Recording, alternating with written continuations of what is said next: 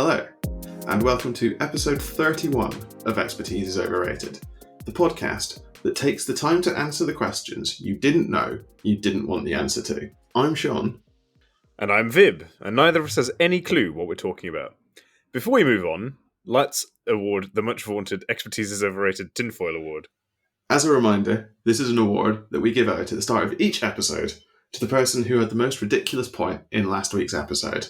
Now, I think in an Expertise is Overrated first, this is a tinfoil that's inspired by feedback.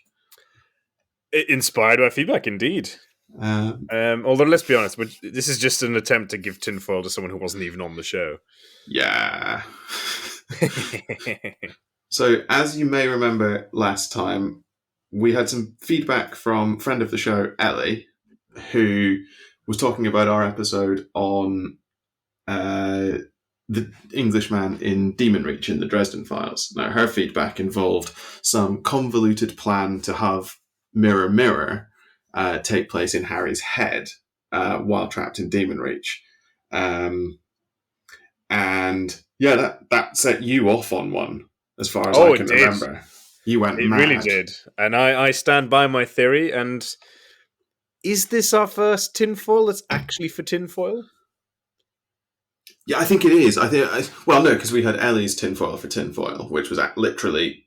for tinfoil hats, yes. Okay, true. This is the first tinfoil for a theory, I think. Metaphorical tinfoil. Yeah. I'm very proud of that idea. I think Jim Butcher's going to prove me right. And maybe, Jim, if you're listening, maybe consider writing Mirror Mirror the way that I described. Just, put that out there. Could do. You might get a dedication. Can you imagine? Maybe they'll name a character after me. That would be good. Someone who dies a horrible death. Yeah, very early in Mirror Mirror. Awful death. No, so that was good. Thank you for that, Ellie, as always. And I guess also thank you to Ellie to an extent for the 4 gnomes in a trench coat, which we referenced. No. I put that in her honor because I know it hurts you deeply. It does. Brings me immense joy. And I'm sure it does. It brings her some joy too. So, thank you on 2 accounts. Yes, thank you very much. And in fact, turning to feedback on our most recent episode, why player choice is ruining all aspects of D&D, I received, I think, the longest text I've ever received from another human being that wasn't asking me for money. Not yet, anyway. From Ellie. So I'm going to finish with the end of the text, which is, sorry, this was an essay. Next feedback I give will be more of a conceptual stick figure. No one believes that. No one believes that. So I think I'm just going to read this out, and I'll try and read it quickly. We only have an hour. I can't really summarise it. I thought I was agreeing with you, but I think I don't. I agree with keeping the various racial bonuses, but I do quite like creating a character who isn't just min-maxed and had unusual stat stacks, in terms of character development and storytelling, you can come up with some really interesting ideas, which I think is fine. I don't think anyone would disagree with that. I will say what I think you're getting at is almost the idea of not wanting edges smoothed out so as to enable people to just play to their own sensibilities. That is, if you choose a human, you don't get dark vision, and that's a compromise you have to accept. Versus, I want to be a human who can see in the dark because reasons. On evil paladins, I think if you deviate from the norm standard, you may have to be clever about it. Like, I think an evil paladin would be fun, but you have to figure out a way to do it without breaking the vows, which, I think that's actually probably where I would really struggle with it. You have to be someone who is willfully thick when it comes to morals. Essentially, your issue is that you've got a thing you like that was running smoothly, and then it's being changed to pacify people who aren't putting in the effort, aren't actually very engaged. Whereas if they didn't like racial bonuses and the like, couldn't they just have dropped them? And then the feedback goes on, but I think that is enough of the text to say yes. You know what she's done there is in. I don't know, how long did that take you to read? Maybe a minute or two. Yeah. Is essentially expressed what I tried to say in the space of an hour and 30 minutes. She did have the benefit of being able to pause the episode and think about it, whereas you had to keep listening to my rambling every time you went silent. This is true. Which is hard. But I mean, I fully agree with all of that, I think. To be honest, I think I don't disagree with much of it either. So, well, I think what we which learned is from last week's episode is, or sorry, 2 weeks ago, it's a big issue. I mean, the Discord debate has been raging as well. It really has, and that was really interesting. I don't have it open, unfortunately, but then I would just be reading other people's content again, and that's just sort of cheating. Can't really turn that into a podcast. Quite. I mean, as we've said previously, please join the Discord because yes, it's a very engaging discussion to be had. Mm-hmm. But I think what it's shown us is perhaps we need to revisit this at some point, maybe when 6th edition does come out. There's a couple of proves you wrong. Well, there's a couple of RPG projects on the horizon that I've got my eyes on that I think 6th edition or 5.5 being formalized would be one of them. But there's a couple of other RPGs that are have their irons in the fire, as it were. And I think if any one of them launches, it would be a good stepping stone for the discussion again. Oh, for sure. And maybe one campaign we will try to play an evil paladin who is also 4 gnomes in a trench court. Yeah, and someone else can run it for you. Yeah, you won't be playing in that, don't worry. No. I wouldn't want to. And that's the thing, I don't have to. You don't have to, exactly. Well, yeah.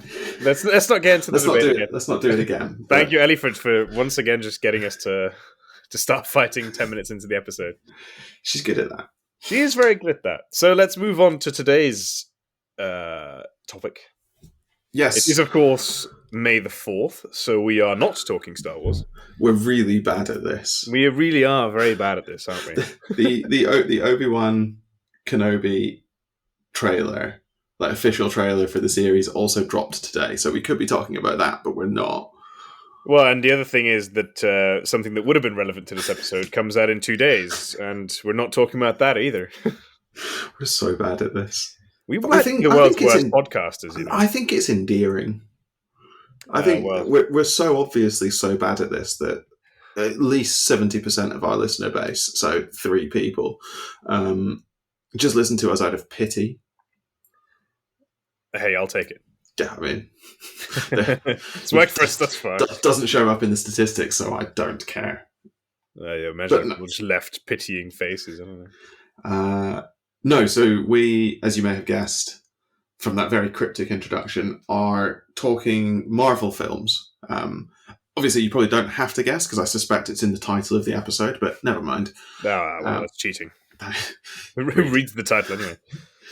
So what we've decided to do, because there are, frankly, too many Marvel films, is... There really are, you know.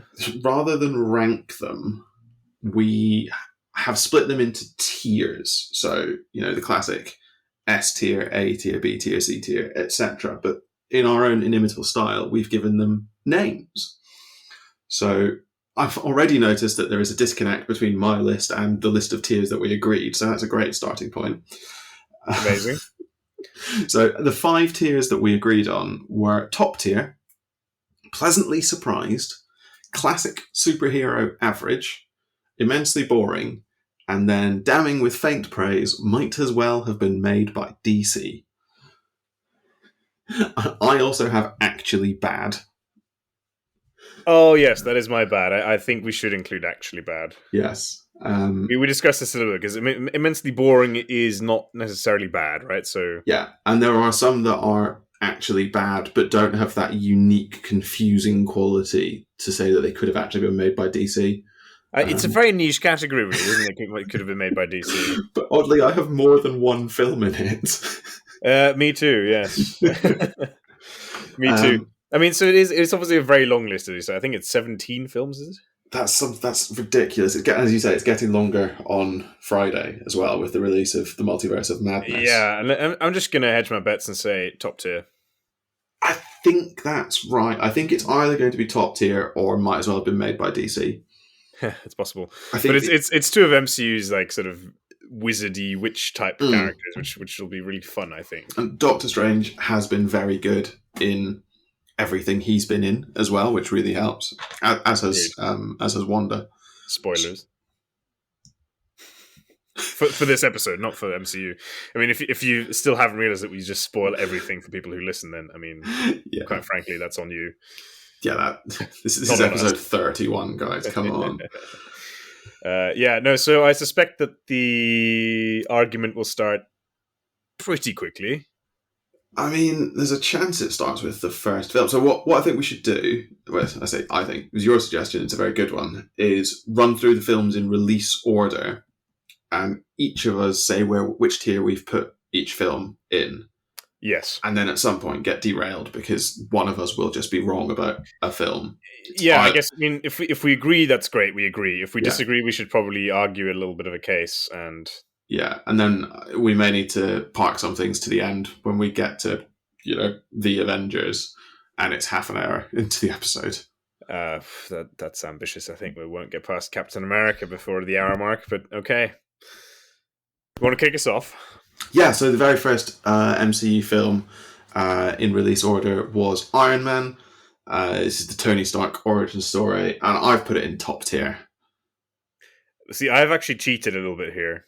Okay. I created its special category for a moment, which is super special. I mean, because it is obviously top tier, right? There's no argument there. It kickstarted the whole franchise, and it's inherently a very entertaining film. It's a very, very entertaining film, and exactly as you say, it kickstarts the whole thing. If Iron Man is a flop, you don't get the MCU. So I think even if Iron Man, through very, very harsh viewing, is probably only really classic superhero average, you can't ignore how important a film for the MCU it is. Yeah, exactly. And it is actually really good. It's amazing. I mean, Robert Downey Jr. at his finest. Yes. Amazing film. Plus Jeff Bridges. Jeff Bridges, being of course, an excellent villain. Man, I might watch that film again later. I started an MCU rewatch, and I got to the Avengers, and I just was like, "There's so much to go. There's so many more films to get through. I just can't do it." See, it's interesting that you mentioned that because I did one not too long ago, and I got to Infinity War, and of course there should be 2 films in between that and Endgame, and I went to Endgame, so perhaps that tells you, something. Yeah, there are I think too many Marvel films, but there are also just too many Marvel films. It's very true. Next one, and we've had an argument about whether or not this is MCU, but apparently it is. So The Incredible Hulk. This is Edward Norton's venture as The Incredible Hulk. Where have you got it? For me, immensely boring. Yeah. It's not a good film. It's not a bad film. It's not a bad film either. That's the thing. It's just kind of meh. I don't think Hulk solo ventures work. No, because when he's hulking out, he's not a character when he's hulking out. Yeah. Unless you do what they do in Ragnarok, which is make him into a character, and then that's the film. But it just doesn't work. It's boring. Yeah, and I mean, part of me wondered if that was Edward Norton, but he's such a good actor, and it's not like they made a Mark Ruffalo. It's not his wheelhouse. It's not his wheelhouse, but it is Mark Ruffalo's, and they still didn't give him an independent one. Yeah, but character issues. It's not very. So yeah, boring. That's why most people don't bother with it. Yeah. Iron Man 2. Actually bad. Oh, interesting. I'm sorry, it's not a good film. I in my rewatch, I nearly got off at Iron Man 2. It's just not a good film. There's too many things going on in it. They're trying to do... Well, sorry, where did you put it? Might as well have been made by DC. I think it's that bad. That's very damning. We agree on it being bad, at least. It's just... I could be persuaded to stick it in actually bad, depending on how the rest of this list goes. I think we need to see... a bad film. We need to see what else could have been made by DC. I don't think it's nearly as bad as either of the 2 that I have. But it's complicated in not a good way. There's something weird about government overreach going on. They're laying groundwork for Hydra, but not well. Robert Downey Jr. apparently invents an element to prevent palladium poisoning. That's a thing. He builds a particle collider in his basement and invents an element based on something that his dad came up with 50 years ago. It's just so confusing. It's Tony Stark. No, I agree. Part of me wonders with that one if that's the moment where the Marvel execs realized, oh shit, we can actually spin this into a massive universe. I think we need to kind of get this going. I think you might be right because it's the Black Widow introduction, it's the War Machine introduction.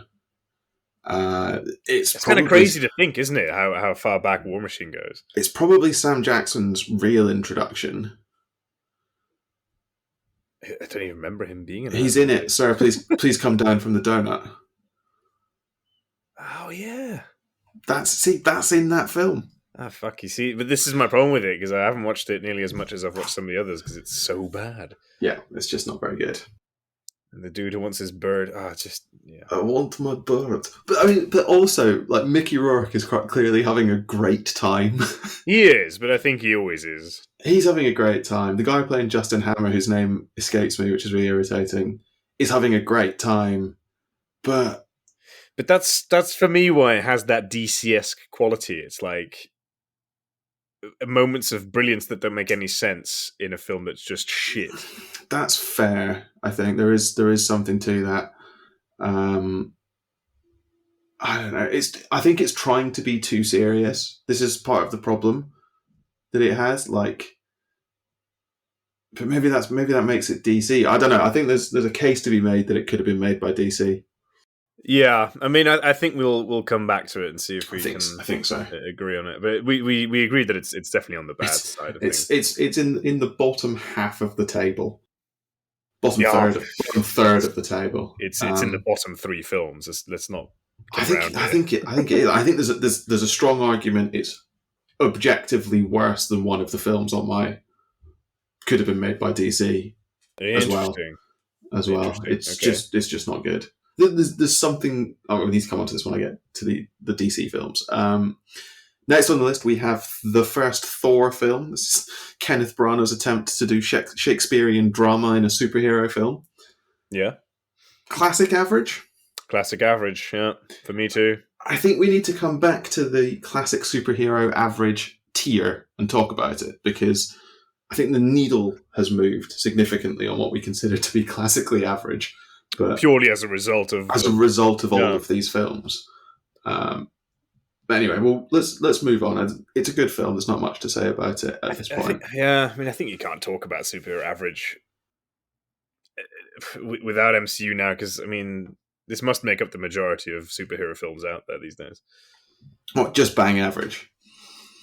For the MCU, for sure. Yeah.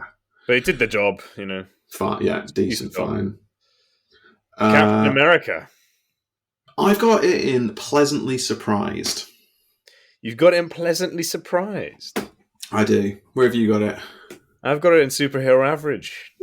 That's fair. I think if this was ranking them purely on actually like tiers, like goodness, then I think it's B tier, so in the same tier as you. But I didn't think you could make a Captain America origin story good, and I think the first Avenger is actually quite good, and that's why it's pleasantly surprising to me. Yeah, I can see that. Now I'm second guessing myself, because you're right. You make a very good point. I was actually pleasantly surprised. Yeah, that's the thing with that category. It's an odd one. You know what? I will concede the point. I think I will move Captain America into pleasantly surprised, because I don't hate it. Actually, I really don't hate it. It's, as you say, Captain America on paper is such a boring character, at least in my opinion. I think on paper he is a boring character. I think Marvel have done a phenomenal job, and Chris Evans has done a phenomenal job with what should be a boring character. Well, plus Hugo Weaving with a bright red face somehow still being amazing. Bright red Hugo Weaving. You've got to give him that, you know. Toby Jones is great in everything he's in.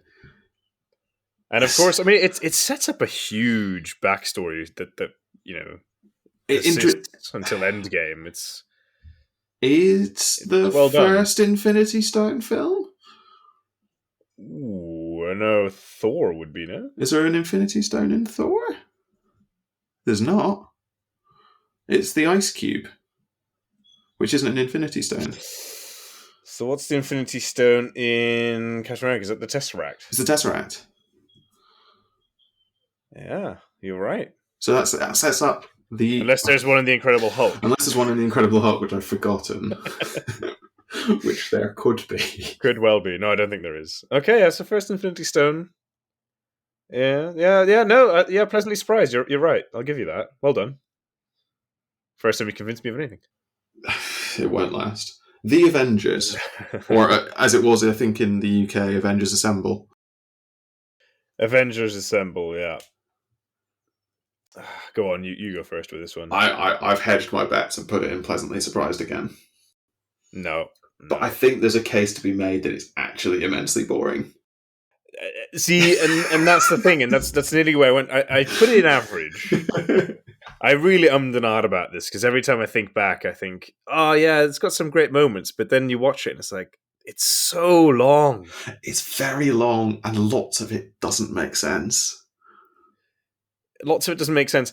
What ultimately swung it for me is that there are, perhaps this is the wrong way of doing it, but there are some films that are definitely more boring. By virtue of I can't really remember what happens in them. No, there definitely are. Whereas I do remember, the Avengers does have some iconic moments, right? I mean, it's got to be said, but I think it's just bang average. So again, I was surprised because I didn't think that you could do it. I didn't think that sort of team-up film would work, and all of the characters are vaguely detailed and have something approaching an arc, and it still has light-hearted fun, and it has action. But you're right, it is about 6 days long. Yeah, that's. I'll write it down because I don't think I can give you pleasantly surprised for that. No, I'm happy to not be allowed pleasantly surprised for that. I think it might just be bang average. I think it might be average. Yeah, I agree. They did something amazing with the first massive ensemble superhero cast. Yeah, I'm gonna give you that. I'm gonna give you that. Yeah, actually, bang average. So far, so good. No major disagreements. Not yet. Iron Man 3. Iron Man 3. Actually bad. I've got it in immensely boring. I think. See, I can see why. I think you might be right though. Again, because I don't think it is boring. Because there are bits in it where you're like, oh, that's quite funny, or that's quite like interesting, or what have you. But the sum of its parts is just yawn. See, where I think it's unforgivable for me is that by the time you're watching Iron Man 3, I think you realize Iron Man, he's either for you or he isn't, I suppose. Yeah. I'm a massive fan, and yet I know that Iron Man 1 is amazing, and Iron Man 2 is objectively awful. Iron Man 3 is forgettable, but because it's Iron Man, I can't call that boring. I have to call it actually bad, because if you make a character like Iron Man forgettable, you've made a bad film. I think that's fair. So yeah, for me, it's actually bad. It's a shame because it's the last Iron Man film, you know. It is the last solo Iron Man. Well, it's sort of the last. Well, I mean, Civil War film, but Civil War's a Cap film. Yeah, no, but it's a Cap. It's a Cap versus Iron Man. That's really what they could have called it. That's a fair point. Is it the last solo film? No, it's the not. next Thor. One, I suppose, yeah. Thor is. Thor 2 is. Well, or like Doctor Strange, or Homecoming, or there's actually quite a few solo films. It's just an incorrect statement. Yeah, fair point. Yeah, I think for me, what I have in my actually bad category is are genuinely awful films, whereas Iron Man 3 isn't, as you say, it's just forgettable, and that's why I have it in boring. Although I completely get if you take a character as good as Iron Man and make him boring, that's unforgivable. Yeah, that's the thing for me. It really is, because I mean, if we go to the next one, Thor: The Dark World, because I felt Thor still, he was kind of developing still. Yeah, Yeah, so the distinction is Iron Man has a film between Iron Man and the Avengers, and Thor doesn't. So Thor is getting his Iron Man 2 post Avengers. So it's Cap. To be fair. But yeah, should we do Thor: The Dark World? Thor: The Dark World. There's only one place it can be. DC. Might as well have been made by DC, and that's even doing the service to DC. To be honest, what a baffling film. Like, just none of it makes sense, and it's so boring. How do you take Chris Hemsworth, Natalie Portman, Christopher Eccleston, Stellan Skarsgård, and Anthony Hopkins, and Tom Hiddleston and make a film that is this That bad. is that bad, I know, isn't it criminal? It baffles me. It It's absolutely baffles me. and it's the overall plot is bad. The things that they try to do to make it funny about that fucking tube scene. I mean, come on. That is my single most hated scene in a Marvel film, and I think I've ranted about it on air before. It's on par with Ginny Weasley's tying Harry's shoelaces type cringe shite. You know, this just yeah. Whoever made Thor: The Dark World, please stop. You should feel bad. You should feel bad. You might as well go and work for DC and I cast don't Jared think Leto. I don't think they'd employ you. I think it's worse than most DC films. Actually, I've just thought of something. Have you seen Morbius? No, I haven't. No, me neither. Technically, that should be on this list, shouldn't it?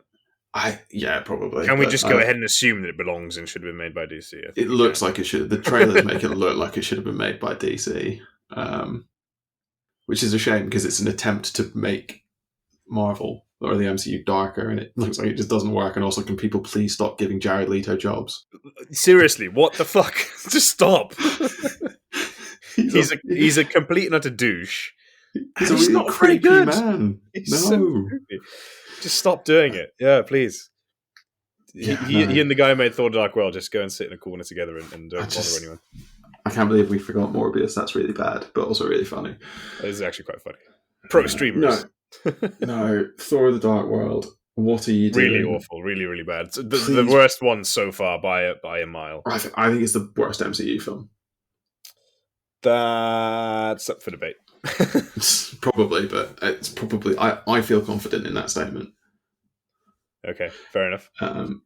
This next one, I suspect we're going to have a problem. I don't know that we're going to have a problem. We just like different things. I like good films, and you clearly don't. Captain America: The Winter Soldier, top tier Marvel. Show you're working. No, I like it. It's that simple. Yeah, no, that's fair enough. That's what we're all about ultimately. So no, for me, it's average. Fair. Well, not fair. You're wrong, but I think for me, I like. What am I trying to say? I like a lot of the character interplay in The Winter Soldier. I like the personal conflict that Chris Evans is dealing with.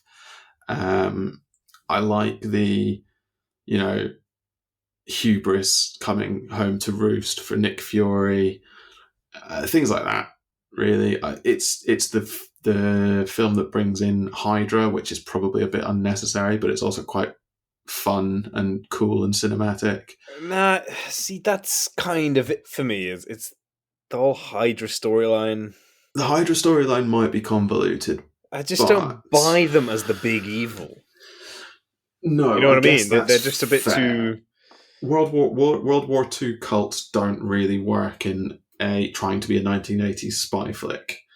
I sort of get that, but I quite like that The Winter Soldier isn't a run-of-the-mill superhero film. It's trying to be a 1980s spy-stroke political thriller where the main character is a superhero. I enjoy that.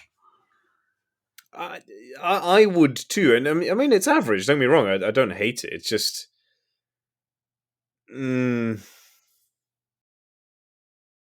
yeah. No, I just can't bring myself to go. Oh yeah, Winter Soldier. That's the one you should really watch.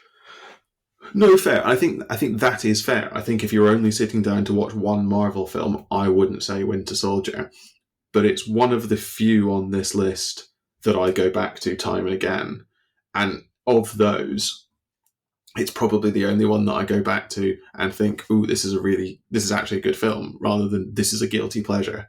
Like, I go back and watch Guardians of the Galaxy a lot, but that's a guilty pleasure. That's because I like the music in it, basically.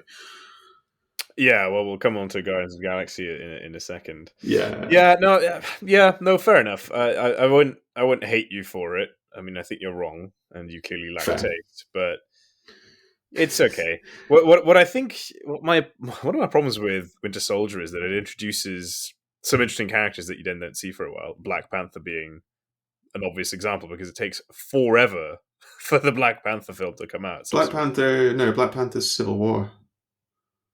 No, he gets introduced in Winter Soldier, doesn't he? No, he gets introduced in Civil War because you only hear about Wakanda in Civil War, I think. Or yes, no, because he's definitely only in Civil War. You're getting Civil War Oh and dear, that Winter could be Soldier awkward, couldn't it? Hang confused. on. That could be very awkward. I mean, the point still stands that I think. If you can't tell the difference between Civil War and Winter Soldier, then that is indicative that both of those films were forgettable and therefore bang average. A little bit, yeah. So I think that's fair. I don't think it's fair, but I think that if that's your problem with them, then that is fair, if that makes sense. Yeah. No, so because that's why I was so confused. It's like there's so much time between all these films. I don't really get why. Winter Soldier introduces the Winter Soldier, Sebastian Stan, and it introduces Falcon, Anthony Mackie, and that's sort of it. And it also introduces Sharon Carter, who's not really a character. Well, yeah, she comes back though, I suppose. She comes back. These are all characters that reappear a bit, but really it's a Cap and Widow film. Yes, yeah, and I like them. I think they have good chemistry. Yeah, that's something we should come back to because you've got some very dangerous, weird ideas about all that. Oh, I have really bad ideas about that. But no, so that is a thing that, yeah. Yeah, okay, no, it's not correct. The Winter Soldier, yeah, fair enough. I think maybe it's because it introduces so many new characters that I sort of just thought Black Panther's also there. But yeah, you're right, that is Civil War. Should we move on and then potentially come back to it as our first big point of contention? Yeah. So Guardians? Guardians, average. Average. Fine. Yeah. I really like it, but it's not a good film. It's an average film. It's actually... It's not bad, but it's actually immensely boring, but the soundtrack does really, really help it out. Yeah, I think that might be true.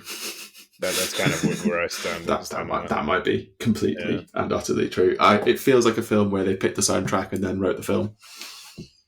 Yeah, but I mean, I think that might well be what they did. But that's not necessarily a criticism. No, they got the cast, they got the music, and they're like, oh, well, what can go wrong? Yeah. And, it works. I don't think I like Chris Pratt, though. He's an excellent Star-Lord, though. He's an excellent Star-Lord. I just am not 100% sure that I actually like him as an actor. No, I'm with you on that. I can't quite put my finger on why, but... No. Yeah, I'm not quite sure what it is. But I don't think... I'm not convinced I like him. I'm going to leave it there for now and maybe come back to that when we talk about Guardians 2. We've got so many films to get to before that. I know, isn't it awful? Age of Ultron. Speaking of awful. Just bad. Age of Ultron was borderline DC, but it ended up just being really fucking bad. It scrapes its way into just being a bad film. Because it has no redeeming values whatsoever. It just is bad. No, you're just right. It doesn't have any redeeming features. It introduces Vision and Wanda and Quicksilver for half a film. It introduces Vision, who I might get crucified for this, but is objectively the most boring, pointless MCU hero we see. It introduces Wanda, but does so really badly. Yeah. Because we're supposed to care about her bond with Quicksilver, whom we see for maybe 10 minutes, and then he has some sort of like, oh, I'm actually a really good guy, gets shot, and you're like, eh. Yeah, I'm not buying that. It's the only redeeming feature of Age of Ultron is that it sets up Civil War. It sets up Civil War, yes, but it does it in such a ham-fisted way. Oh no, Tony built a bad thing again. Yeah, and they're like, oh, what we need to somehow make these superheroes who've done nothing but amazing things look bad, and so We make them look bad by having them do amazing things. Yeah, but they created an evil robot. Yeah, yeah, Yeah, it was a mistake. yeah. Sorry. I don't know if you can blame them necessarily for that kind of. Yeah, I don't know. It's just a bad film. Like it's just a bad film. let's not wax lyric about it. It's just It awful. does. It does have one of the best lines in the MCU, though, Go on. which is the Hawkeye. The city is flying. I've got a bow and arrow. We're fighting robots. None of this makes sense. That is a very good line. I It's do such, like Hawkeye a lot. it's such a phenomenally self-aware line. Yeah. It's like he's looking at the camera when he says it. Breaking the fourth wall. Very Deadpool. Just smashing through that fourth wall, going, I don't understand what's going on here. Help. Yeah. I think we need to move on. Ant-Man. Okay. I think we disagree on this, don't we? Where have you put it? I think it's boring. I don't like Ant-Man. Pleasantly surprised. Interesting. And I'll tell you why. I mean, I had no idea there was an Ant-Man at all. Fair. And they cast Paul Rudd, so instant win. So, yes, Paul Rudd is a fantastic Ant-Man in films with other people. That is perhaps fair. But I was surprised because it's the fact, he like rides around on ants. That's pretty funny. I hate all that, like Antony and stuff. You like just that. hate fun. It's the fucking gnomes all over again. Like when someone is going to have to remove that stick up your ass one of these days. Good luck. They've been trying for years. It really is wedged in there, isn't it? Who knew that we'd fall out over Ant-Man of all things? It's such like a kiddie, feel-good romp of a superhero film. I think the problem is I don't care enough about Ant-Man to fall out about it, and that's why I got it immensely boring. It's just not a film that does anything for me. The villain is cartoonishly evil for no reason. That's brilliant. Is it? Yeah. And we're supposed to believe that Michael Douglas is like some the good guy in this somehow. It's just perfect. The casting is exceptional in the fact that it makes no fucking sense. The casting is very, very good. I think that Paul Rudd is essentially, you need to have Ant-Man in order to have Paul Rudd in Civil War. And Paul Rudd in Civil War is really good, so I'm willing to allow Ant-Man to exist so that you get Paul Rudd for the rest of the MCU. Don't forget that Ant-Man, well, technically a rat in Ant-Man's van saves the world, but... Exactly. But it's not for me. No, I think, going back to your previous point earlier, if we'd just done a tier list, it would be C tier. Probably, maybe even lower. It'd be C tier, I think. Yeah, it's not offensive in any way, but for me, I was so pleasantly surprised because I was like, "What the fuck is an Ant-Man?" And I think they did it really well. It's a very well made film. The fight at the end is really good when they're throwing like giant trains at each other. And Thomas stuff. the Tank Engine is Thomas hilarious. the Tank Engine is very good. Maybe I can push it into classic superhero average. Yeah, okay. Maybe we can meet in the middle. I don't think it can be classic superhero average because it's not a classic superhero film. I think it has to either be immensely boring or pleasantly surprised. And I look at everything else I've got in pleasantly surprised and go, "Oh, it doesn't belong there." Well, or it belongs in top tier because it is one of the funniest superhero films made. It is very funny. And that is Paul Rudd. It's all Paul Rudd, yeah, but it could just yeah. No, I'm sticking with pleasantly surprised. We can come back to this. Oh gosh, we're just going to go through the whole list again, aren't we? I don't. We've agreed on a lot so far. I don't know where we stand on Civil War. The big one, I think. Where have you got it? I think I might have committed heresy. I've put it in classic superhero average. Yeah, I've got it pleasantly surprised. But okay, I was not expecting you to have it higher than me. No, I think there's a case for it to be average. I think I went into that film thinking this is going to be average because it's one of those filler films that has to set up a certain storyline. Fair. But I think it was really good. It introduced Spider-Man. It introduces Black Panther. It turns out, It introduces Spider-Man and Black Panther.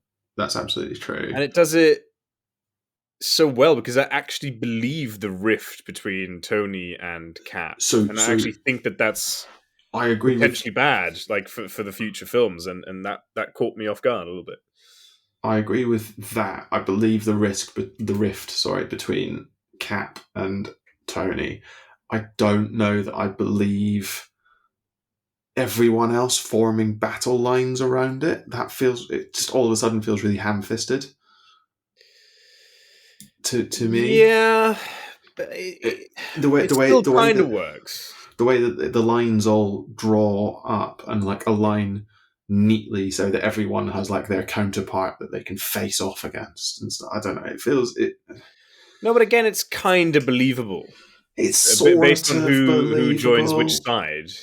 but then you've got like the fight between Natasha and Clint where she's like, "Oh, we're still friends, right?" As they're beating the shit out of each other, and you're like, "It's just these none of these fights feel like they have stakes." And Yeah, then, but all right, she was also not really on either side. At least not in that fight. I mean, she definitely had her opinions there, but yeah, yeah, no, I guess if you take the sort of wider view, sure. I But I think Cap the versus Tony, I think, is so important, and they did it really well. Cap versus Tony is so important. They do it really well, and that fight at the end, which is Cap and Bucky and Tony, I absolutely believe that fight. And the moment where Cap looks like he's going to take Tony's head off with his shield, and you see the look of like terror that goes across Robert Downey Jr.'s face, I believe that completely. Yeah, I don't know. The rest of the film feels weak, I think. And then you got the like search for Bucky story rumbling in the background, which is sort of also the main yeah. plot. And then It's you've because they got had to make it a Cap film, right? And they had to make that's it a kind of the Cap problem with film. it. And you've got Zemo, who, to be fair, is a very, very good villain. And I really like the twist, which is that he's not trying to raise all of the Winter Soldiers. He just wants rid of superheroes. I think that's a really good twist. Yeah, Maybe it's pleasantly surprised. I No, think the no. simple reason for me as well is it's just they did something interesting with Captain America, which fair play. Yeah. Okay. 40-ish minutes in, we're about halfway through the list. Yeah, well done us. Doctor Strange. Doctor Strange, pleasantly surprised. Pleasantly surprised. They made a film about a wizard. a wizard in the MCU. I mean, that came out of nowhere for me. Let's put a wizard in the MCU and have it not be shit. Yeah, well done. Benedict I mean, Cumberbatch I must caveat all this by saying, I didn't grow up with Marvel comics, but obviously, because I don't live under a rock, I knew Iron Man, Thor, etc., like all the big Phase 1 people But then, as the MCU progresses, you're like, what the fuck is a Doctor Strange? And it just turns out that that's a guy's name. He's just a doctor, and we're using our superhero it's names. Like, amazing. Yeah, exactly, right? Made up names. No, pleasantly surprised. Great film. Yeah. Biggest Guardians issue. of the Galaxy 2, on the other hand. Actually bad. Actually bad, yeah. It's such a shame. It shouldn't be, but it is. I just don't care. I don't care about any of the stakes that it raises. Kurt Russell. Yeah, fair. How is he in a bad film? It had to happen to him eventually. I Is suppose the problem with Guardians of the Galaxy 2 that the soundtrack's not as good as Guardians of the Galaxy 1? That is the only problem that it has. It's a massive feature. But so much of the Guardians storyline as well focuses on Gamora and Star-Lord. And none of it feels believable to me. And I also don't care.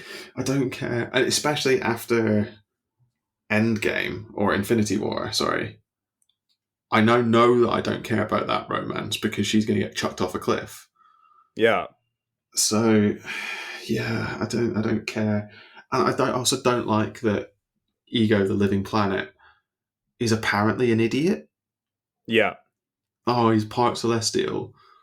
But also, we've now seen Celestials and Eternals, and they look very different to Kurt Russell. Yeah. But he goes, "Oh, it made me really sad to put that tumor in your mother's head." And I'm like, "Come on!" He's apparently like billions of years old. He's not that. He can't be that stupid. That can't be the conflict point. Can't be him telling Star Lord what happened. Yeah. It's just poorly done, isn't it? They're It's like, it's we it's need to make him a villain. yeah. It's just poorly done. It's not great. There's something off about the Guardians in general for me after that film, and I can't quite Yeah, put my finger on it. yeah, there is. It's I mean, I hope they pull it back with, I guess, Thor: Love and Thunder. is it they all become too caricature-y?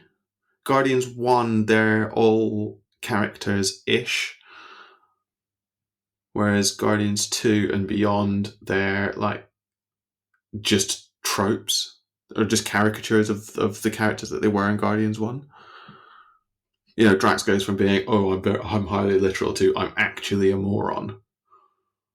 There's a little bit of that, yeah. There's a little bit of that. I'm also just trying to think what Rocket does in Guardians of the Galaxy 2, because he's objectively just great. Yeah, I don't think he does anything. Yeah, it's And then there's that weird, it, there's weird yeah, gold people yeah, yeah. who are Who there, like play computer game ship like thing. ship things. It's They basically are the yeah, Space Invaders from Space Invader. and then Yon doing stuff. It's just no. I like he might be your father, but he ain't your daddy. That's a great line from Yondu. It's a great line for him, and he's a great character. But it's just that whole film just lacks a little bit of the same Heart. heart, but also the gravitas of the first one. You know, that was a genuine like issue. Is this just Star Lord's daddy issues come planet killing? I don't no, just it's just bad. It's just not a good film. No. I've lost my list. Spider-Man: Homecoming. Top tier, Ooh, I've got it in pleasantly surprised, but I think there's a case to be made for top tier. top tier. So entertaining. I mean, Tom Holland just oozes with charisma. Tom Holland is a dangerous statement. Tom Holland is the best Spider-Man. Whew. No, I hands down agree. Um, We will always have a soft spot for Tobey Maguire for yeah, but starting it all off. Tobey Maguire looked 40 when he played Spider-Man 20 Of course, years but we talked about how important Iron Man was for kickstarting the MCU. Yeah. I think Tobey Maguire's Spider-Man kickstarted all of superhero this. films. Yeah, made it all possible. I agree. But yeah, he was 40 playing a 15, 16-year-old, so... Well, looked 40, rather. He wasn't actually that old. No one believes that man is in high school, which is awkward because Tobey Maguire was in high school. But the same is true of Kirsten Dunst at the time. It's like, yeah, there's something way too old about her. She's not a believable MJ either. I don't know. I really liked Homecoming. The change of pace, the change of stakes is quite nice. That's something else, right? Because there's a lot of serious films around that. Well, actually, I said it because I mean Ant-Man's not serious, and Guardians of the Galaxy 2. Maybe that's my problem with it. It tries to be serious when it shouldn't be. Guardians 2. Yeah, Guardians 2 should be fun, and it's not. It's not. But then you get Spider-Man: Homecoming, which is which is fun. I like the. To be fair, I like the Vulture as a villain. Maybe it's top tier. Maybe he's not. As villains go, he's again he's that sort of Spider-Man. Oh, he's a very Spider-Man. Yeah, it's like villain. He tries to be so evil. He's just a grumpy old man who wants to make some money on the side. Why have I not got it in top tier? Is it as good as the films I've got in top tier? I'm just starting to wonder what you have in top tier. I've got the next film in top tier. I have Thor Ragnarok in top tier, so I'm now trying to work out, is Homecoming as good as Ragnarok? I've deliberately got Thor Ragnarok at the top of top tier. Now I know I've got it at the top of top tier as well. I think it might be the best MCU film. It's such a good film. Like all of it works. It's just brilliant, isn't it? It's brilliant. It introduces new characters really well. The stakes are there. Thor and the Hulk get such good chemistry. the whole film's just amazing. But then It Taika really, Waititi is just a genius. I think that is it. If you think about the other stuff that Taika Waititi has made, like Hunt for the Wilder People is a phenomenally good film, and it shouldn't be. Yes, I think he's just a genius. he's There's just. no I there's think no there's no two ways about it. he might just be a creative genius. And now that you're saying that, does Spider-Man: Homecoming belong there? Well, maybe, I but see. I couldn't bring myself to put it in pleasantly surprised because, yeah, I mean, I was pleasantly surprised, but ultimately, it's Spider-Man. I don't think you can make a bad Spider-Man film except for Spider-Man 3.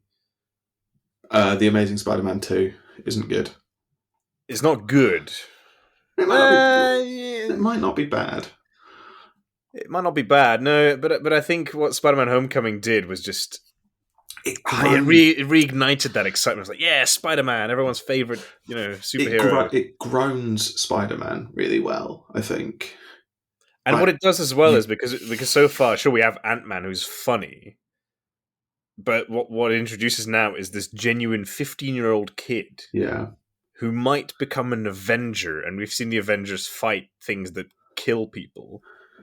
yeah. And knowing Yeah. that's something that's going to happen, I think just makes it such a cool film. I'm leaving it where it is for now, but I might come back to it. Okay, that's fair. I'm looking at what's around it and what's in the top tier. I mean, Ragnarok top tier. There's no arguments there. There's no discussion to be had. I would even challenge any listener to come up with a reason as to why it's not top tier.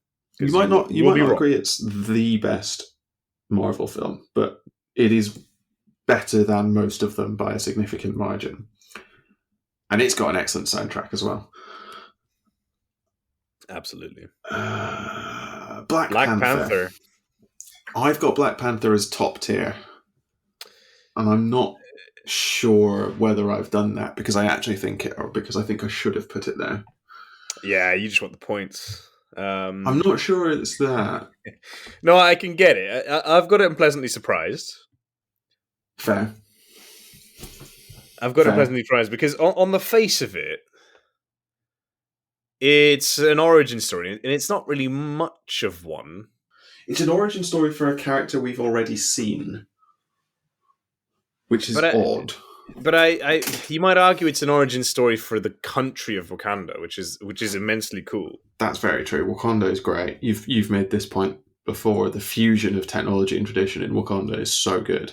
It's so good. It's so interesting. That's why for me it's pleasantly surprising because like the character, yeah, we've seen it before, and I think even at the end of Black Panther, I'm like, okay, I still a bit ambivalent. Even though Chadwick Boseman is a total legend. Yeah. May he rest in peace, sadly. But what it did to show that country and just that was such a novel idea for me. This super high tech country that's still so traditional. Yeah. Very interesting. But top tier. So I think it has an excellent villain in Killmonger. It has Andy Serkis playing an actual human being, which always gets extra points for me. I don't know, I like it, but I have to question whether I've got it that high because I've read lots and lots of stuff on the internet about how important it is as a film.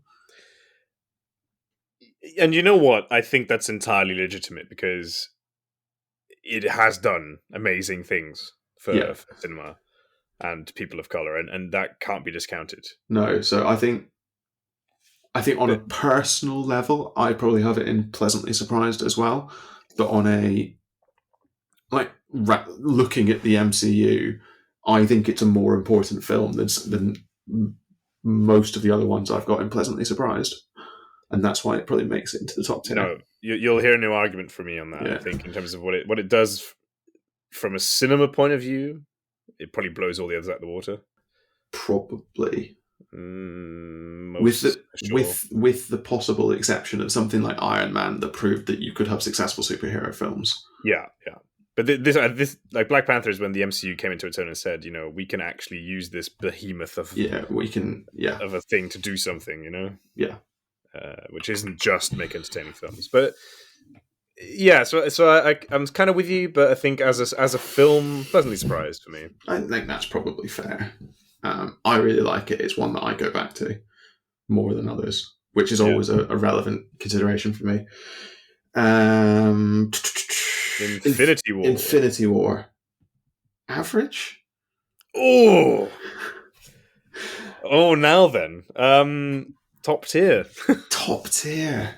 So everyone that I've spoken to puts Infinity War that high, and I just don't get it. You know what it is? It's going to sound really naff. It's literally Thor arriving at the end. That's a phenomenal scene. That's enough to put it top tier for me. Literally, that's all it takes. Bring me Thanos. Bring me Thanos. Oh, it's so good. That's very, very good. Couldn't tell you what happened in the rest of the film, but that is great. Peter Dinklage plays a dwarf. Peter Dinklage plays a dwarf. Who apparently doesn't know how to forge weapons. Where's the handle? Exactly. He starts. He's got so much time as Thor is literally starting a star himself to be like, oh yeah, we need 2 bits to make this axe. Let's make sure I've got all my tools. No, but it's. I think for me, the problem with Infinity War, and it's a problem I have with Endgame as well, is that it feels like a series of vignettes. There's lots of bits happen. So there's, you get the Thor start of the film, and then you get the Vision start of the film, and Vision and Wanda start of the film, and then you get the this bit, and then you get the this bit, and then you get the this bit, and it's just sort of like. See, it's funny that you say that because I rewatched this very recently. Yeah, and up until I rewatched, that was exactly my opinion of it as well. It's like love all the individual bits of it. They're all cool. Yeah. They're all amazing. But they are vignettes. But then I rewatched it and I thought, actually, it's not as bad as I remember it. Like, they stitched them together pretty nicely. Maybe I need to go back and watch it. My memory is that they don't feel particularly well stitched together because too many of the stories don't connect until the very end. Yeah, there's a little bit of that. But I think that almost helps it as well, is that it does come together. And it comes together very nice. It does come together very well. I mean, the last 5-10 minutes of it are really good. The fact that they're just like, oh yeah, we're gonna kill Benedict Cumberbatch and Tom Holland and Sebastian Shaw and Chadwick Boseman and you're just like, holy shit. But that's exactly it, because what you see is, Tony Stark, the always optimistic, like massive superhero, beaten soundly, easily, and then having his protege die in his arms. Yeah. Awful. And then Cap, again, superhero, gets absolutely wrecked. I think the problem with Infinity War is it is part 1 of part 2. Sorry, part 1 of a 2-part film series. And it sort of feels like if you were to analyse the 2 films together, timing notwithstanding, Infinity War is the end of Act 2. That's when the heroes are beaten down and then they have to come together to win. But that's almost part of its genius, because if you remember when it first came out, everybody was like, oh my god, what the fuck? But the problem is, if you're analysing it on its own, it's an incomplete story. Because it's only Act 2. The story could just end there. Yes, but they could have lost. That could have been it. they could have lost. That could have been it. But it's not a. If you look at films through a 3-act structure, it's not a 3-act film because it's not planned to be. It's planned to be part of Endgame, and that makes it harder to watch for me. But in that case, if you were to put Infinity War and Endgame together, they have to be top tier as a. But that's about 7 hours of film. It is about 7 hours of film. I agree. So maybe. No, it's a fair point, but I just enjoy it so much as a film. It's so good. I might need to go back and rewatch it, because if you had the same problem that I had with it and have rewatched it and gone, actually, that's not a problem, maybe I need to go and watch it again. Yeah, have another look and see. Mm, Maybe I just rose tinted spectacles and all that. quite possibly. We're nearly there. Yeah, you say that. Ant-Man Well, and the Wasp. boring. I Boring. can't. I can never remember what actually happens in that I film. don't know what happens in Ant-Man and the Wasp, and I think I don't care enough to find out. Yeah, Captain Marvel. pleasantly surprised. That's where I've got it as well. Oh, that's actually surprising. I had it in classic superhero average, and I was talking to my wife about it just before we came on, and she was like, "No, she was pleasantly surprised by it." So any superhero film that gets that seal of approval from her, Yeah, I need to look at again, and can't argue with that. I think it's sort of it's a good film on its own. It's a good film. I think It's very standalone. I feel. it's very standalone. It's so out of time compared to the rest of them. No, But you also have to look at it in the context of what it did for cinema. Yeah, it's very good. Part of me wondered when I put it in pleasantly surprised if that was the criticism that people have against the character, against Brie Larson, and me just objecting to that. But I think it's a very entertaining film. It's very well made. And I think on our Discord, actually, we've been vaguely chatting about this episode, and Nitsua made the point that he doesn't like it, or he doesn't think it's that good. He'd probably put it in classic superhero average. But the reaction to his 9-year-old daughter, I think, watching Captain Marvel is just second to none. That matters. That matters, yeah, hugely. In the same way that Black Panther matters. Pleasantly surprised. It's kind of criminal, really, that you're how many films in now before you get an actual standalone heroine. Get a female lead. This is kind of bad on Marvel's part there, but Yeah. Moving on. 20 films in. 20 films in. Endgame. 27 films in. That was it, not 17. Shit. Endgame. Yes. Average. Surprised is where I've got it. I think I just don't like the Avengers films. Or no, that's not true. I do. I like them all. But Endgame is exhausting.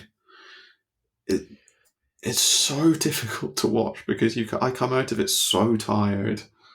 Yeah. Yeah, but I was still pleasantly surprised because I think they actually went and did time travel. They did time travel well. Yeah, they didn't completely fuck it up. They did time travel well because they just went, look, it works. We're going to explain it on screen once, and then it doesn't matter. Yeah. And what I like is they did it incredibly quickly, but they gave Hulk a nice ending. Well, I mean, he's not dead or anything, but he's Professor Hulk, and that's really interesting. Professor Hulk is great. They gave Cap a great send off, really good send off. I think. Yeah. Iron Man, obviously, amazing send off. Black Widow, that's one that's like, oh, didn't really see that coming, and that was quite a nice little arc, I thought, with her and Clint. I mean, the time heist is great. The time heist is great, I think. And then the big fight at the end that they need to have happens. Fat Thor, though. That alone, pleasantly surprised. Fat Thor is so good. Yeah. And as I've said before, the fact that at the end of Endgame, when Thor suits up and he stays fat. Still so fat. That's such a good design or filmmaking choice. That's why I'm really looking forward, based on the trailer for Love and Thunder, that the first he's 20 just going to minutes have a workout montage. Yeah, it's going to be great.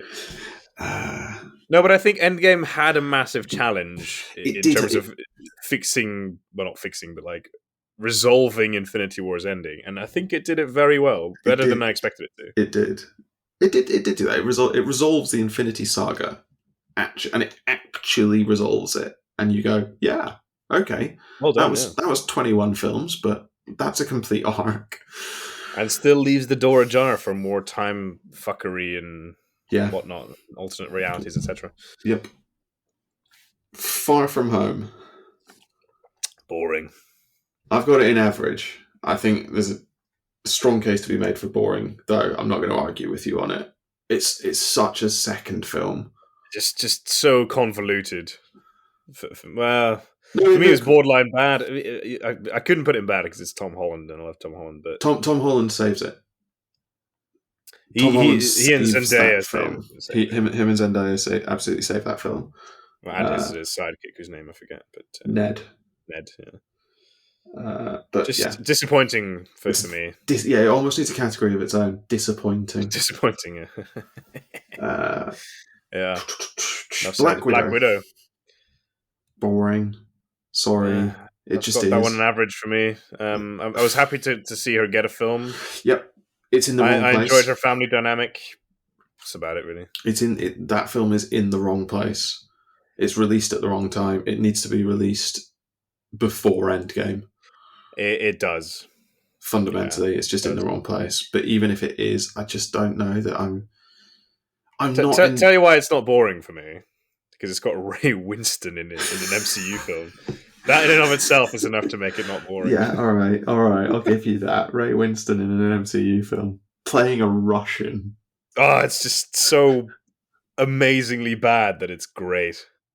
I think the problem is I'm not invested in Natasha's backstory because I get the sense that she's not invested in her backstory. Like she's not invested in, and what's the point of getting a backstory for someone you know is dead? Yeah, so much of like Ultron and Civil War and Infinity War even and Endgame are Natasha, like little side plot of Natasha being like, actually, I'm not who I used to be. I'm who I choose to be today. And then Black Widow is, oh, here's all this stuff about who I used to be. I just don't care. Yeah, but I think it kind of partly explains why she's not. Plus, it introduces her sister, which I think is just one of those things they had to do. Yeah. But we still don't know about Budapest, do we? Still don't know about Budapest. Fuck's sake.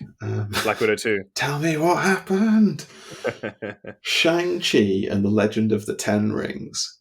Top tier cinema. I've got it in Pleasantly Surprised, but I think... what is wrong with you? Do you have no soul? You've got too much in your top tier. You have nothing so far. What have you got in there? Thor Ragnarok. Ragnarok, Black Panther, Winter Soldier, and Iron Man. Yeah, you got Winter Soldier. Yeah, you're just the wrong. I'm. Shang-Chi is just it's good. Such a hark back to classic Hong Kong cinema in the modern era with superheroes. How is that not top tier? I'm trying to remember why it's not top tier, and I'm sort of struggling. I don't know. Yeah, maybe it is. Yeah, all right. You've convinced me. I convinced myself just by thinking about it. Plus, perhaps you also looked at the next one and you're like, oh, well, if that was the other one, then... Yeah, it's also... actually, looking at what's around it, you've got Far From Home, Black Widow, and then The Legend of Shang-Chi, Legend of the Ten Rings, and it's such a... Like you say, it's a hark back to classic Hong Kong cinema. It's such a tone shift. So fun. Everyone is having so much fun. It's got that classic mental sort of Western interpretation of Chinese mythology. Yeah, which doesn't quite make sense, but still looks amazing. It's so good. Yeah, all right. Yeah, top tier. Come on, easily. Fair enough. And then... a film so good, I nearly gave it its own category, which was just called Eternals. Yeah, I've got it in could have been made by DC. I think it's the first so bad it's good, but it's also not good. No, it's not, you see. It's so bad it stays bad. You keep waiting for it to get good. I think that's exactly it. It's like, when is it happening? And you got Kit Harington, and you got that really attractive lady whose name I forget. Not Angelina Jolie, the other one. Why can't I remember her name? I know who you mean. The The lead, wood, essentially. Cersei. See, I've already forgotten the names. The one who's with Kid Harington in the film. Yeah, the main character essentially, and you've got what's his name, Richard Madden, Richard Madden, and you've got and Angelina that's Jolie, Angelina and Jolie in her one and only Marvel film. well, I'm sure she'll be back for Eternals too. I just It's, remember when because I remember distinctly that you were watching it while you were supposed to be working. that's definitely not true. One sunny like Tuesday morning, and I just remember you constantly going, "This is so shit. When is it going to get good? This is so shit. When is it going to get good?" It was so convincing, in fact, that I watched it only a couple of days later, and you asked me, "Have you reached the twist yet?" I, Yes. s- I said, "What? That he's evil?" No, I have not got to that bit yet, but it's coming. It's such a baffling film. I feel like it's one of those. What was the other one we said this about? It's a film that has to exist. uh, I've already forgotten. I've This already has been. forgotten. It's a film that has to exist to set up like the next big bad or the fact that the next scale change or whatever. But that's the problem with it as well, right? It sets up the Eternals and the Celestials, and it's like, but what? The I don't get it. I conflict, still don't get it. the conflict is so ungrounded. The conflict is so abstract.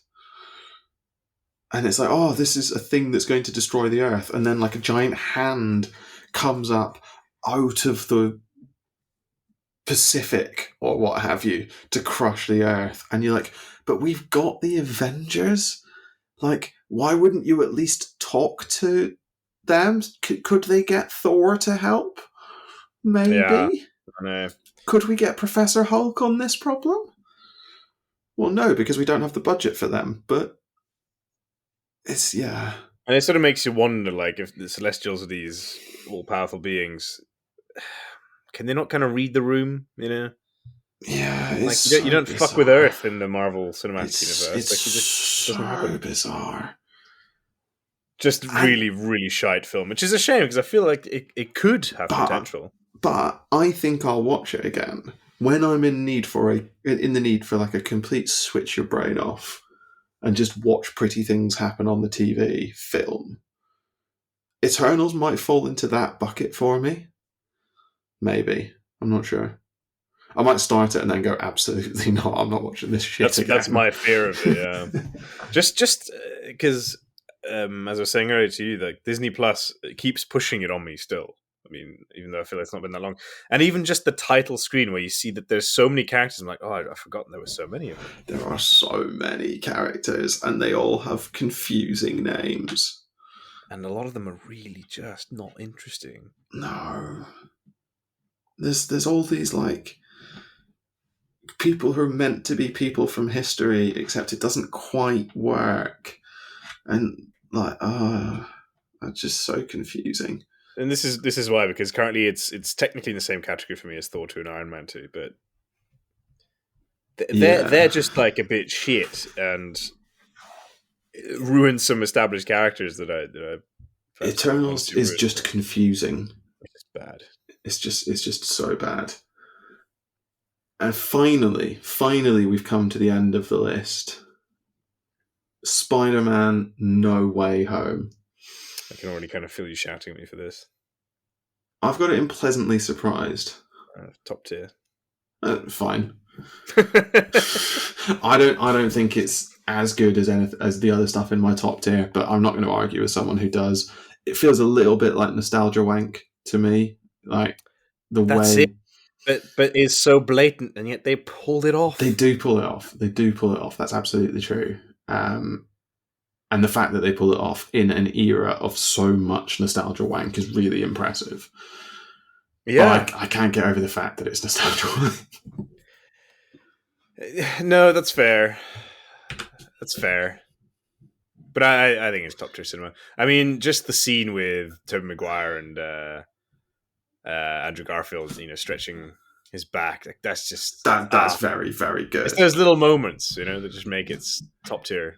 That scene is very, very good, but it feels too much like a film that was just made for me. Like someone went, let's put all the things in this film that you liked in the Spider-Man films that you watched when you were, I'm going to get years wrong, but like 10 and 17. And I'm like, but you haven't actually made a good film. Oh, they did. Except that they did. They did make a good film. They made a good film, and it's like, the execs of a $1 billion industry came to you and said, "What would you like to see?" And they listened to you.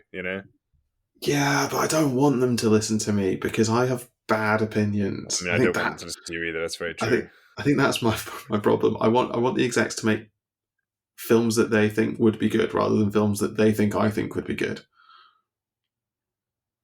It doesn't matter. I was pleasantly surprised with it because I thought it was going to be utter nostalgia porn, and it wasn't. It was still a good film. It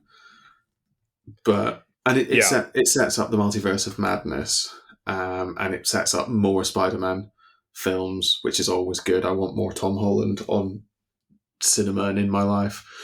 Generally, Tom, please call me. Yeah, and then Zendaya call me once that's done. No, I agree with that. I want to see more Tom Holland. I mean, I watched Uncharted, loved it. I need to watch that. I know people probably hate a lot of that, but they can all go fuck themselves. Excellent, great film. Cool. So we didn't really disagree on much. I'm looking at how long we've been going for. I don't think we can go back over stuff. We may need to carve out some time in another episode to revisit our major points of conflict. But yeah, I think that it's the only one, the Winter Soldier. That's the one that's probably the furthest apart for both of us, average and top tier, right? I think that's right. Everything else we've sort of either been, one of us has said it's boring and the other has said it's average, or one of us said it was average and the other said they were surprised by it, or surprised in top tier. Yeah, it's usually 1 degree of separation. Yeah. Winter Soldier is conspicuous in its and Ant-Man. And Ant-Man. Ant-Man, yeah. I think that's immensely boring and you were pleasantly surprised by it. But yeah, we're closer than I thought. Well, then I think the average balances out, right? Yeah, probably. But I think the biggest takeaway for me is if you look at the films that I've got in classic superhero average and the ones that you've got in the same category, my God, we're spoilt for good superhero films. It's bad, isn't it? Really? The Avengers, Thor, Infinity War, Endgame, Guardians of the Galaxy, Civil War, Far From Home, like all of these in the era of the Tobey Maguire Spider-Man films completely redefined cinema. Quite. And they all only happen because of how good Robert Downey Jr. is in Iron Man. Yes. You can trace it all back to that casting decision, and that is phenomenal. Yeah. And weirdly, to top it all off, back then, the best superhero films by a long shot were made by DC. Or at least based on DC characters. That's it was probably Christian Bale's, true. It's the Batman. Christian Bale's Batman. It's the Batman trilogy. Yeah. Which might be overrated. Oh, and I thought we'd done so well to avoid stupid comments. No. Well, that settles some things, doesn't it? Yeah, probably. Well done. You moron. It's a hill I'll die on another day. I never saw the third one. It's not good. You've got one and a half good films there spread out over 3 films. But it's funny because I always defend the trilogy to the death, having not seen the full trilogy. As a trilogy, it's very good. As a superhero film, it's not high cinema. People who think it is need to go and watch some proper cinema. It's just Christian Bale doing a deep voice. It's great. Christian Bale is good as a grounded Batman. Gary Oldman is a great Commissioner Gordon. But it's just not very good. Heath Ledger's Joker is quite good. It's I very really thought you were going to say Overrated again, and then we would have had to have words. that's not fair. Heath Ledger's Joker is very good. But Best there's been. Aside from perhaps Joaquin Phoenix's, but that's all different. I don't like Joaquin Phoenix's Joker. I don't like that film. We're getting a bad film, or because it's like it hits the wrong spot. I don't know. I don't know. I've only seen it once, and I came out of it and I went, "Nah, that's not for me." Which is for me. It had massive Uncut Gems vibes, which was for me such a struggle to watch, but because it was actually really well done. Yeah, I think actually I'm constantly told that the best Joker is Mark Hamill's Joker in the animated. In The Killing Joke. Yeah, I can't say I've seen that. I've not seen it, but I'm reliably informed that that's the best Joker. I think Heath Ledger's I would Joker, buy that. Heath Ledger's Joker is very good for those films. Oh, of course, but yeah. But it's he's in those films ultimately. Yeah, but I don't think he's like. I don't think it's as good as people think it is. And with all due respect to Heath Ledger's memory, I think part of it is that Heath Ledger is dead. And so people look at that performance through the lens of that was his last performance. Maybe, but people lauded his performance before he died, so... Maybe. I don't know, he did it very well. He did do it very well. He was a great actor. I'm just being contrary now. But I think ultimately, true to our fashion, we are ending an MCU episode by talking about DC. Discussion on DC, the films Uncharted and Mark Hamill. We do need to have a conversation at some point about why DC can't make good films. We do need to do that, and we also need to ask the question: why is Mark Hamill not in the MCU? That is a good question. We could ask him. I'm sure he'd answer us. Especially now that he's so Disney. Yeah. We should tweet him actually at some point. Yeah. We should tweet him in relation to this episode. But until we do that, I think just left for me to say thanks for listening to this episode of Expertise is Overrated. No doubt we've said some things that were either objectively wrong or downright offensive. As ever, feel free to let us know, rate the podcast and leave us a comment, or drop us an email at expertiseisoverrated@gmail.com, tweet us at zeroexpertise, check out our website expertiseisoverrated.podbean.com, or come join us on our Discord server. If you're lucky, we might just argue with you in one of our upcoming episodes. If you're really lucky, we might call you an idiot. Now, as ever, we'll be back in 2 weeks' time when, believe it or not, there's a hot take a brewing. Vib contends that there are no good Star Wars films. Rank heresy, if ever I've heard it. Join us in 2 weeks' time to throw rotten fruit at this utter nonsense.